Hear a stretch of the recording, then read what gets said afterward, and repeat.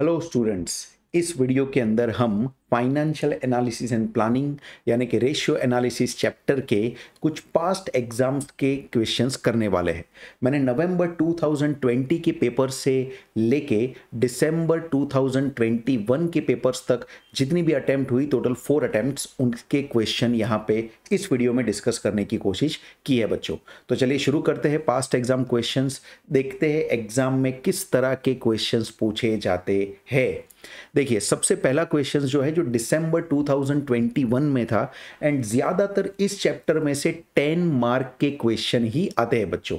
ज्यादातर इस चैप्टर से 10 मार्क के क्वेश्चन ही आते हैं, तो प्लीज ध्यान दीजिएगा। क्वेश्चन बहुत ही सिंपल लग रहा है। Following are the data in respect of ABC Industries for the year ended 31st March 2021.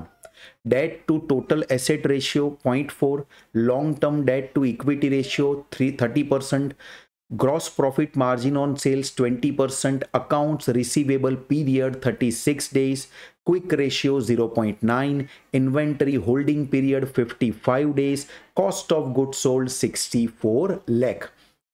अब देखिए बैलेंस शीट का फॉर्मेट यहाँ पे दिया है, तो मैं अलग से कोई फॉर्मेट नहीं बनाऊंगा, इसी के अंदर बैलेंस शीट के फिगर्स लिख दूंगा। आपको कॉपी टू कॉपी यही बैलेंस शीट वापस आपको एग्जाम में बनानी पड़ेगी, राइट। देखिए नीचे क्या लिखा है, required naturally complete the balance sheet of ABC industries as on 31st March 2021।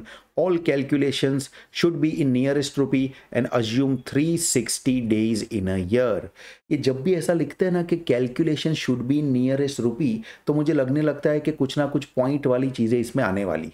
पर लेट्स सी, देखते हैं पॉइंट वाली चीजें आई तो भी हमें कोई डरने की जरूरत नहीं है, काम आराम से चलेगा।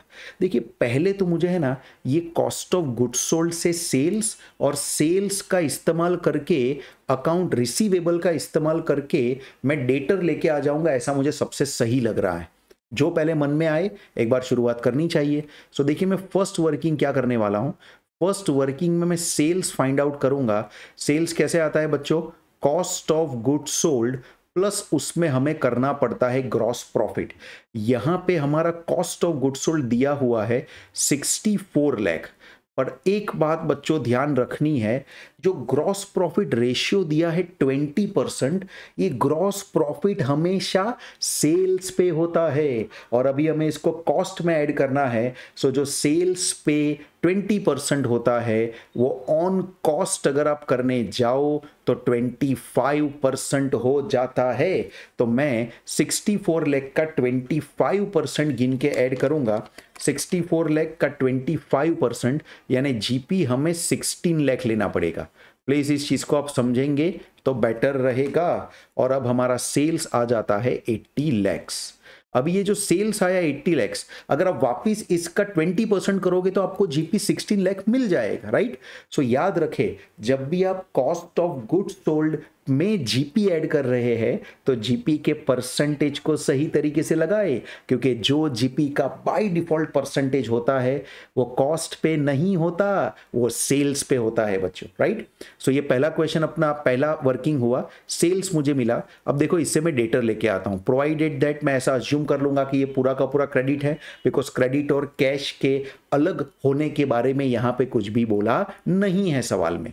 तो मैं ये अकाउंट रिसीवेबल पीरियड का यूज करूंगा। Account collection period is equal to, हम ऊपर जो ले लेते हैं वो डेटर्स लेते हैं, डेटर्स का क्लोजिंग की फिगर यहां पे होगा।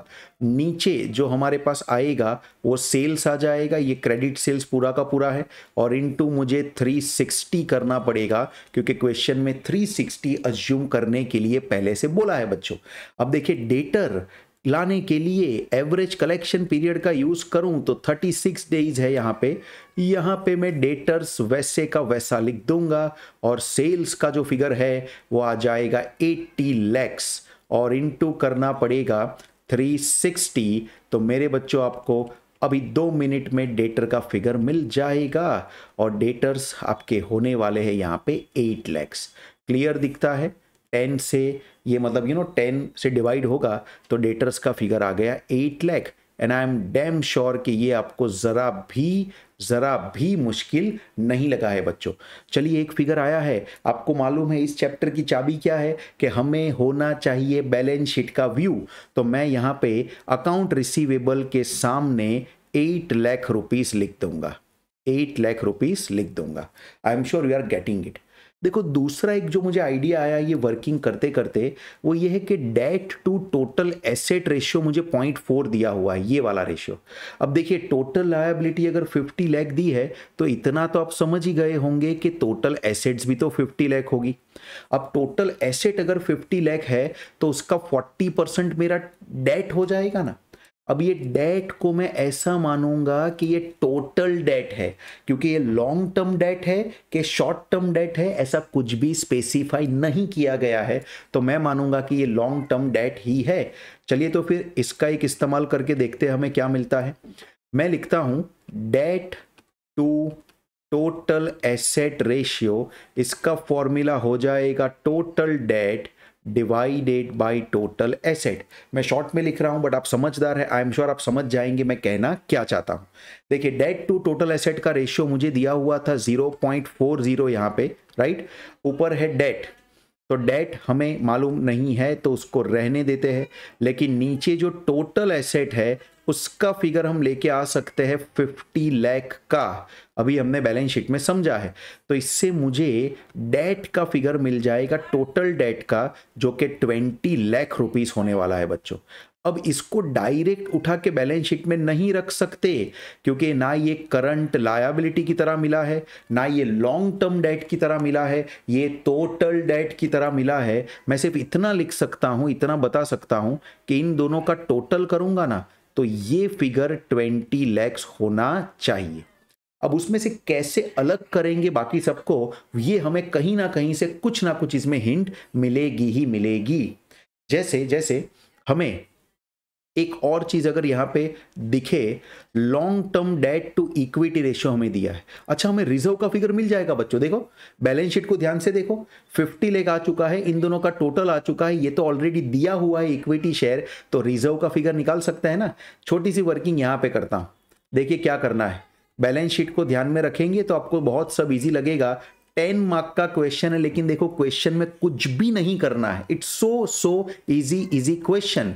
देखो रिजर्व का जो फिगर है वो मुझे लाना पड़ेगा total of liability, I am sure you are with me, और उसमें से माइनस करना पड़ेगा हमें पूरा का पूरा डेट, और फिर मुझे मिल जाएगा, अच्छा और एक माइनस करना पड़ेगा इक्विटी शेयर कैपिटल। तो अब मुझे जो मिलेगा वो बैलेंसिंग एप रिजर्व का ही मिलेगा ना बच्चों। बोलो टोटल लायबिलिटी हमने कितनी मानी है, टोटल लायबिलिटी है 50 लाख, उसमें से माइनस करूंगा मैं टोटल डेट का फिगर जो मुझे 20 लाख मिल चुका है, और इक्विटी का फिगर माइनस करूंगा वो भी मुझे 20 लाख ही दिया है। सो इसका मतलब ये हुआ कि रिजर्व का जो अननोन फिगर था राज खुल चुका है, और रिजर्व मुझे मिल चुका है 10 लाख, रिजर्व मुझे मिल चुका है 10 लाख।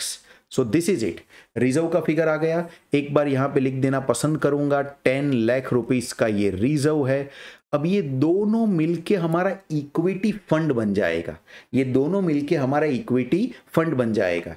इतनी वर्किंग हुई, आई एम श्योर बच्चों आपको समझ में आया होगा।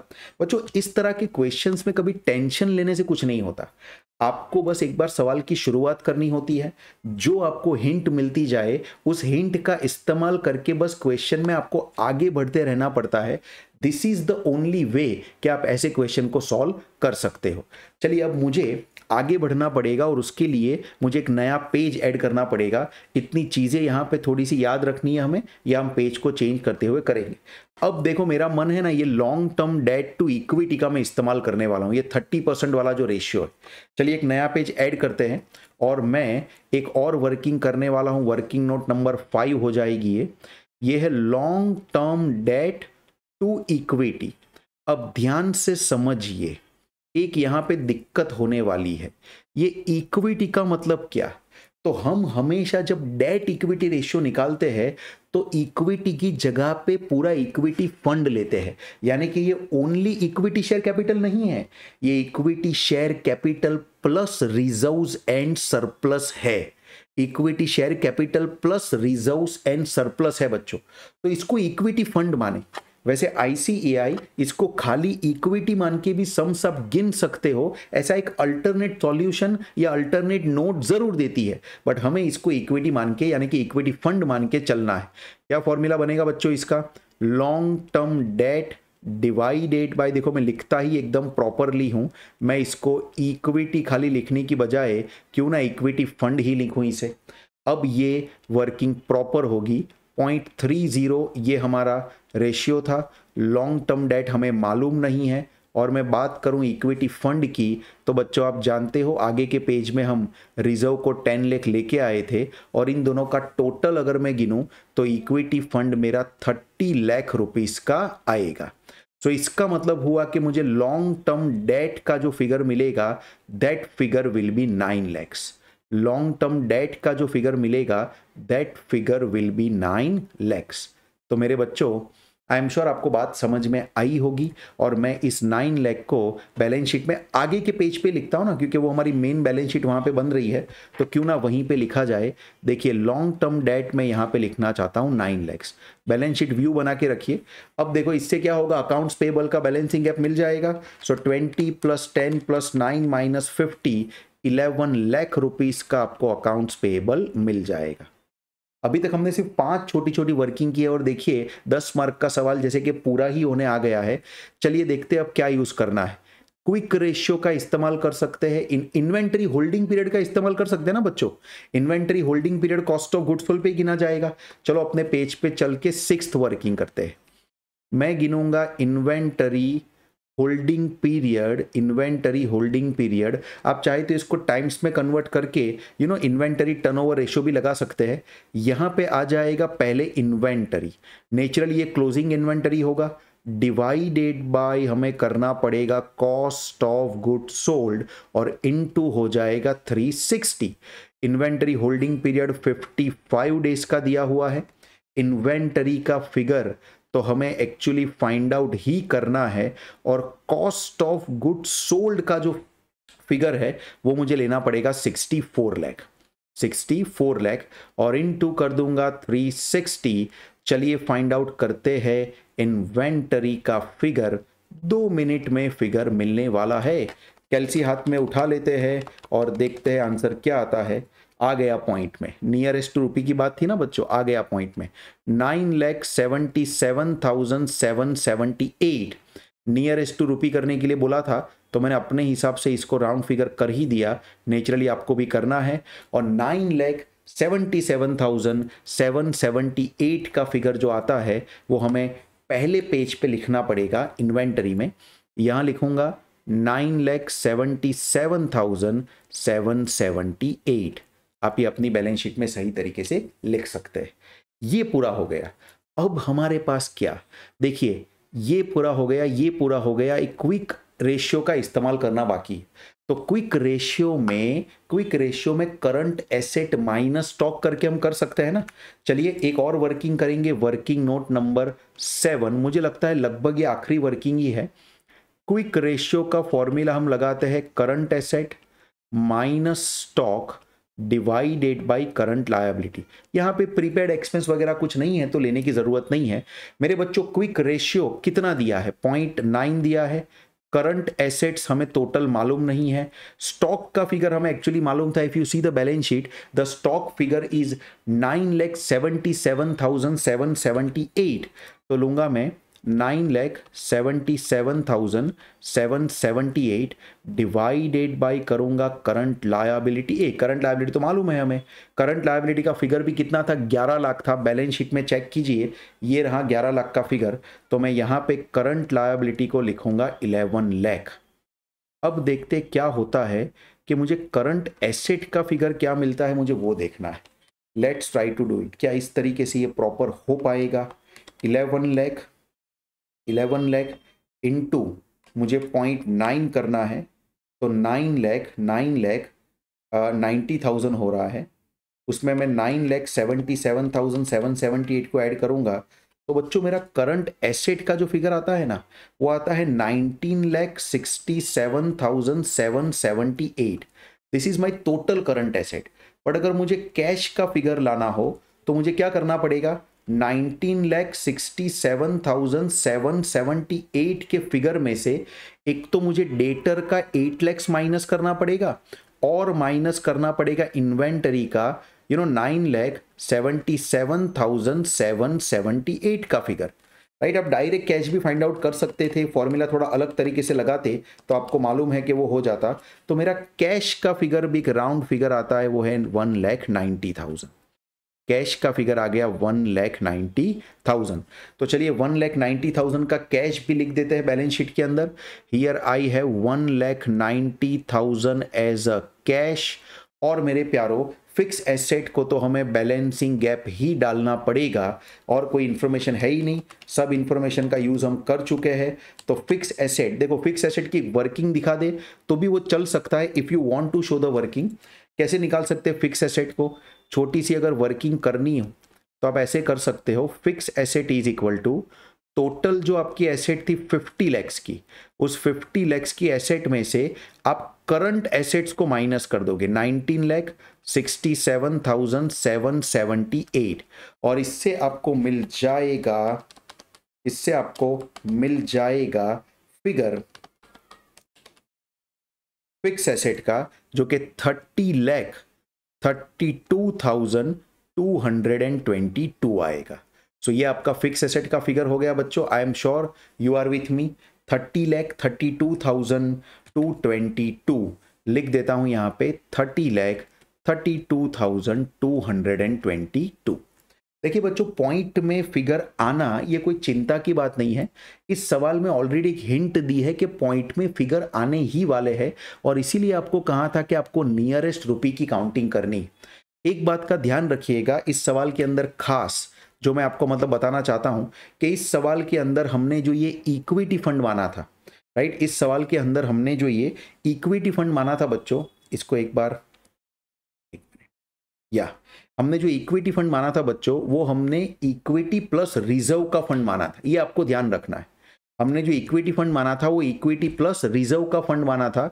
आप इसको खाली इक्विटी लेके गिनना चाहे तो गिन सकते हो, क्योंकि आईसीएआई ने अपने सजेस्टेड में ऐसी नोट दी ही है कि आप चाहे अगर तो उसे खाली इक्विटी मान के भी गिन सकते हैं। आप दिसंबर 2021 का सजेस्टेड चेक कर सकते हो, उसमें अल्टरनेटिव में एक नोट हमें दी है। बट सॉल्यूशन जो आईसीएआई ने पहला प्रीफरेबल सॉल्यूशन दिया है वही सॉल्यूशन यहाँ पे है, और ये एकदम एब्सोल्युटली करेक्ट सॉल्यूशन है। तो ये था बच्चों आपको दिसंबर 2021 का क्वेश्चन, जो कि 10 मार्क का एग्जाम में आया था, और ये मुझे कोई इतना डिफिकल्ट क्वेश्चन नहीं लगा है बच्चों। क्वेश्चन नंबर 17 पूरा करने के बाद अब शुरू करते हैं क्वेश्चन नंबर 18 बच्चों। तो देखिए क्वेश्चन नंबर 18 जो है वो जुलाई 2021 की एग्जाम में पूछा गया था, और 10 मार्क का ये क्वेश्चन था। देखते हैं इस क्वेश्चन में क्या पूछा है। देखो वैसे तो बैलेंस शीट ही बनानी ऐसा लग रहा है, बट देखते हैं क्या है। Mesco Limited has furnished the following ratios and information relating to the year ended 31st March 2021. Sales का फिगर दिया है 75 lakh, return on net worth है 25%, रेट ऑफ इनकम टैक्स 50% है, शेयर कैपिटल टू रिजर्व का रेशियो 6:4 है, current ratio 2.5 है, net profit to sales after income tax 6.5% है, inventory turnover based on cost of good sold 12 times है, cost of good sold 22,50,000 है, interest on debenture का figure है 75,000, receivable it includes debtors ₹1,25,000, receivables है 2 लाख जिसमें debtor का 1,25,000 है, और बाकी मुझे लगता है कि अदर करंट एसेट ही होगी, ऐसा मानेंगे हम। पेबल्स 2,50,000 है, एंड बैंक ओवरड्राफ्ट हमें 1,50,000 दिया है।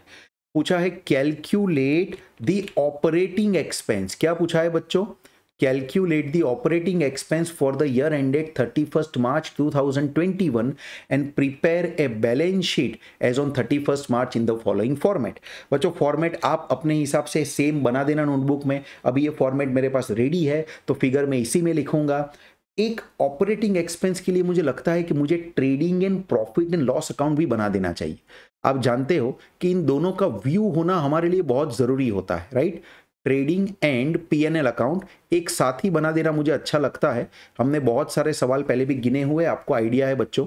तो यहाँ पे मैं एक लाइन खींच देता हूँ छोटी सी, this is a debit side and this is the credit side, right. बाकी वर्किंग करना यहाँ से ही शुरू कर देता हूँ, देखते हैं वर्किंग में हमारे पास क्या क्या है। सबसे पहले तो मुझे सेल्स दिया है ना, मुझे लगता है कि सेल्स से मुझे इसका सीधा नेट प्रॉफिट मिल रहा है, जितना हो सके उतना करो। अच्छा नहीं, इससे भी फेवरेट चीज पहले करना कैसे भूल जाएंगे हम, जो जो बैलेंस शीट में बिठा सकते हैं उसे तो बैलेंस शीट में बिठा दो। देखिए बैलेंस शीट्स के अंदर हमारे पास पेबल्स 2,50,000 थे, पहले ही काम शुरू कर दो, तो 2,50,000 के पेबल्स हमने लिख दिए। फिर हमारे पास बैंक ओवरड्राफ्ट था 1,50,000 का, बैंक ओवरड्राफ्ट दिया है 1,50,000 का, तो मुझे लगता है कि वो बैंक ओवरड्राफ्ट पेबल का ही एक हिस्सा होना चाहिए। यहां पे हमको बैंक टर्म लोन वर्ड का इस्तेमाल करके दिया है बच्चों, और वैसे हमको बोला गया है बैंक ओवरड्राफ्ट, तो हमें यह समझना है कि इसमें क्या बैंक ओवरड्राफ्ट है, राइट, और क्या इसके अंदर हमारा टर्म लोन है। तो इसको समझने के लिए हमें क्या है कि एग्जाम में दिक्कत हो सकती है।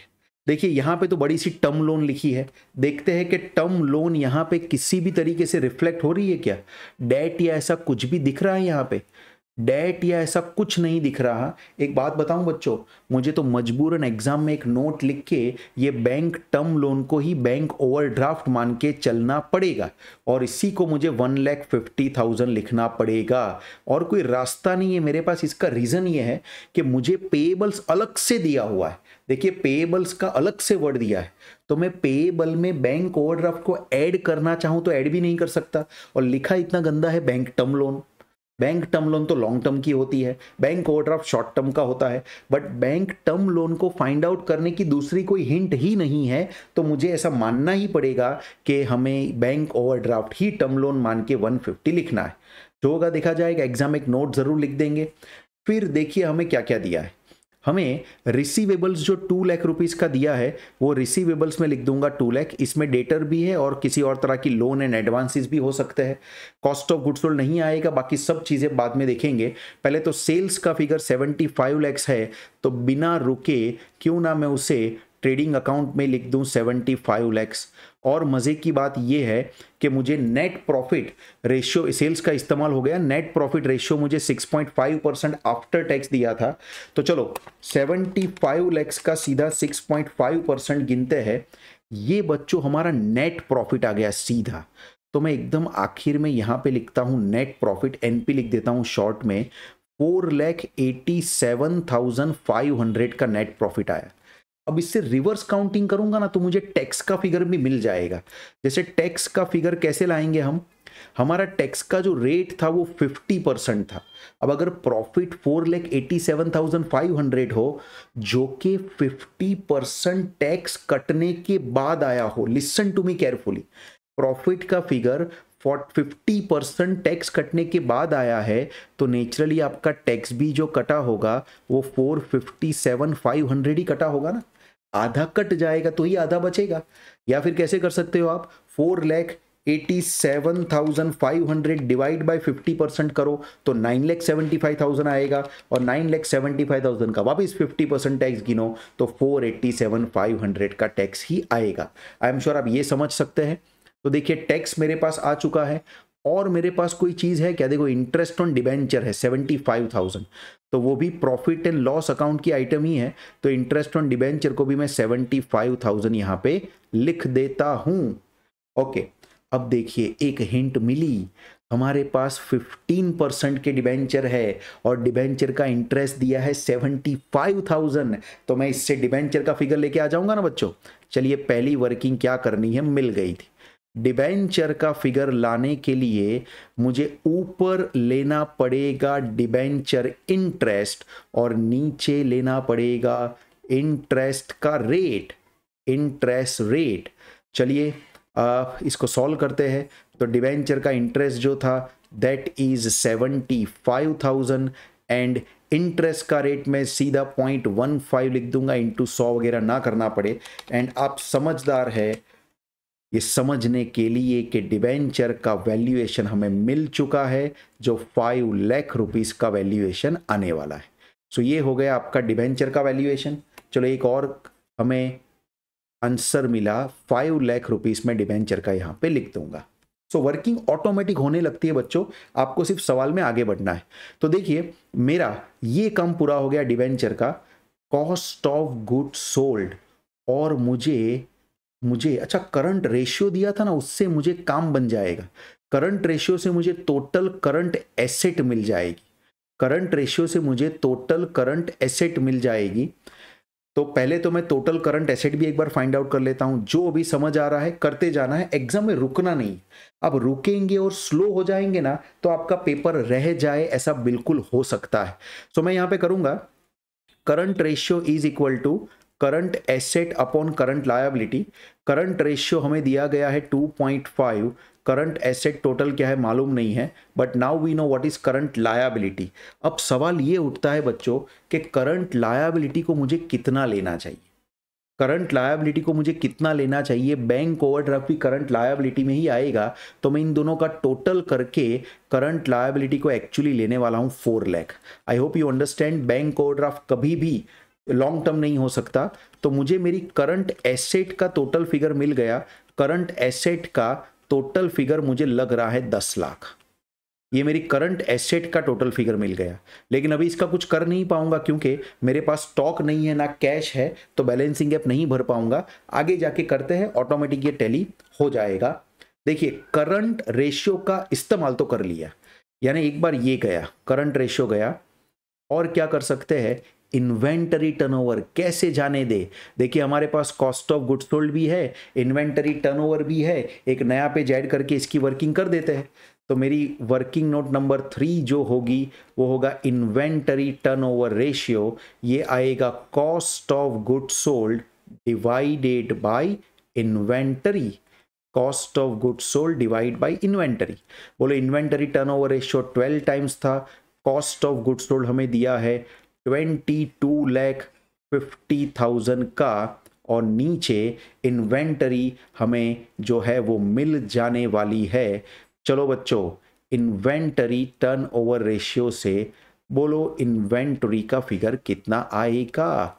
सो 22,50,000 डिवाइडेड बाई 12 करूंगा, 1,87,500 ये मेरी इन्वेंटरी का फिगर आ जाता है। एकदम इजी लगा बच्चों। इसको उठा के मैं फर्स्ट पेज पे ही मेन बैलेंस शीट में लिख देता हूं, यहाँ पे 1,87,500, और हमारे पास ऑलरेडी टोटल करंट एसेट था, तो 10 लाख रुपए में से 187,500 और 2 लाख को माइनस करूंगा तो 6,12,500 का बड़ा सा फिगर हमारा कैश में जाएगा। So I am sure you are getting it, एकदम ईजी है, ये बैलेंसिंग गैप पर फटाक से ढूंढ के लिख सकते हैं। चलिए सभी चीजों का इस्तेमाल हो रहा है, उसे टिक करता जा रहा हूं। अब मेरे पास देखो रिटर्न ऑन नेटवर्थ का ये 25% है, उसका इस्तेमाल करना है। तो मैं एक और वर्किंग करता हूं, 10 मार्क के सवाल में सिर्फ गिन के 4-5 वर्किंग होगी। कितना इजी है बच्चों, देखो कौन कहता है कि एफएम डिफिकल्ट है, कौन कहता है कि एग्जाम में मार्क्स जा सकते हैं। आराम से आपके एग्जाम में मार्क्स आएंगे बच्चों। चलिए मैं यहां पे इसको कुछ ऐसे लिखता हूं, रिटर्न ऑन नेटवर्थ। क्या फॉर्मूला बनेगा इसका, इसका फॉर्मूला होगा net profit after tax, net profit after tax, सब कुछ काटने के बाद जो बचा वो नेट वर्थ वालों के लिए होता है, डिवाइडेड बाय मैं कर दूंगा, डिवाइडेड बाय मैं कर दूंगा नेट वर्थ, डिवाइड बाय होगा नेट वर्थ, इनटू नेचुरली 100 करना है तो कर सकते हैं, या चलो ना इनटू 100 नहीं करके रिटर्न ऑन नेट वर्थ को ही 0.25 लिख देना ज़्यादा अच्छा रहेगा। So 0.25 is equal to net profit after tax का फिगर हमारे पास है। देखिए फर्स्ट पेज पे 4,87,500 हमें मिल चुका था, तो यहां पे मुझे लेना पड़ेगा 4,87,500, ये नेट प्रॉफिट आफ्टर टैक्स का फिगर, और नीचे मुझे नेट वर्थ जो फाइंड आउट करनी है वो ऑटोमेटिक मिल जाएगी। तो मैं यहां पे फाइंड आउट करूंगा नेट वर्थ को, तो वो होगा 4,87,500 divide by 0.25, 19,50,000 is the figure for our net worth. 19,50,000 is the figure for net worth. अब इसका इस्तेमाल करेंगे शेयर कैपिटल एंड रिजर्व का। नेट वर्थ में दो चीजें ही आती है, एक शेयर कैपिटल और एक रिजर्व। तो इसको 6:4 में डिवाइड कर देंगे ना। इसी चीज को अगर मैं सिंपली 6:4 में डिवाइड कर दूं तो ये मुझे मिलेगा 11,70,000 का शेयर कैपिटल। 11,70,000 का शेयर कैपिटल मिलेगा और 7,80,000 का मुझे मिल जाएगा रिजर्व्स एंड सरप्लस। चलो इसको लिखते हैं मेन बैलेंस शीट के अंदर। शेयर कैपिटल आ जाएगा 11,70,000 और रिजर्व का फिगर आ जाएगा 7,80,000। अब मेरे बच्चों कुछ बताने की आपको जरूरत है क्या? You know it. आप टोटल लायबिलिटी फाइंड आउट करेंगे और उसमें से माइनस कर देंगे बाकी सब एसेट्स को, तो आपको फिक्स एसेट का बैलेंसिंग गैप मिल जाएगा। चलिए तो फाइंड आउट करता हूं। 11,70,000, 7,80,000, 5 lakhs, 2,50,000, 1,50,000, तो 28,50,000 आपका टोटल यहां पे आता है। वही सेम टोटल नेचुरल इस साइड पे होगा 28,50,000 और उसमें से माइनस कर दूंगा मैं, टोटल 10 लाख का फिगर था करंट एसेट का, तो 18 लाख रुपीस, एक्चुअली 18,50,000 रुपीस ये आपका फिक्स एसेट का एक बैलेंसिंग गैप आ जाता है बच्चों। सो 18,50,000 आपका आएगा फिक्स एसेट। अभी हमारा काम पूरा नहीं हुआ, लेकिन हमने बैलेंस शीट तो बना दी। आई एम श्योर देखो बैलेंस शीट बनाते बनाते सिर्फ 4 या 5 वर्किंग की हमें जरूरत पड़ी है। मतलब 10 मार्क का क्वेश्चन है, लेकिन देखो कितना और कितना इजी क्वेश्चन है ये। हमें ऑपरेटिंग एक्सपेंस निकालने हैं, तो इसके लिए यहां पे अब क्या कर सकते हैं, देखिए मुझे तो लगता है कि कॉस्ट ऑफ गुड सोल्ड का फिगर सीधा यहां पे लिख देना चाहिए, जो कि 22,50,000 का फिगर है, राइट। 22,50,000। इससे हमें एक ग्रॉस प्रॉफिट जीपी का फिगर मिल जाएगा। सो 75 लैक्स माइनस 22,50,000 करूंगा, सो जीपी आ जाएगा 52,50,000। बहुत बड़ा सा हमारा जीपी है। वो मुझे जीपी को एक बार ट्रांसफर करना है। मान लो ट्रेडिंग अकाउंट को यहाँ पे बंद किया और ग्रॉस प्रॉफिट को यहाँ ट्रांसफर किया पीएनएल की स्टार्टिंग में, वो होगा 52,50,000। उसमें से माइनस करता हूँ बाकी सब चीज़ें जो कि डेबिट साइड पे है और मुझे मिल जाएगा मेरा final gap 52,50,000 minus 487,500 and 75,000. The gap which I am getting should be operating expenses only, जो कि 42 लाख का फिगर आता है। 42 लाख का फिगर आता है। तो मेरे बच्चों देखिए ऑपरेटिंग एक्सपेंस का भी एक बैलेंसिंग गैप हमें निकालना था, जो कि 42 लाख रुपीस हमें इस क्वेश्चन में मिल जाता है। तो आप बच्चों एक बात को समझिए, क्वेश्चन जरा भी डिफिकल्ट एग्जाम में आते ही नहीं है। आप ही के सामने 10 मार्क का ये क्वेश्चन गिना, यू टेल मी 4 या 5 वर्किंग का ये क्वेश्चन था, क्या किसी भी तरीके से ये क्वेश्चन आपको डिफिकल्ट लगा? Not at all. तो कॉन्फिडेंस बनाए रखिए एग्जाम में, सही कोचिंग पाइए, तो आपको आराम से ये चैप्टर को और इस सब्जेक्ट को विद एग्जाम्शन क्लियर करने में भी सहायता होगी। सो ये था बच्चों आपका question number 18 of ratio analysis chapter past exam question.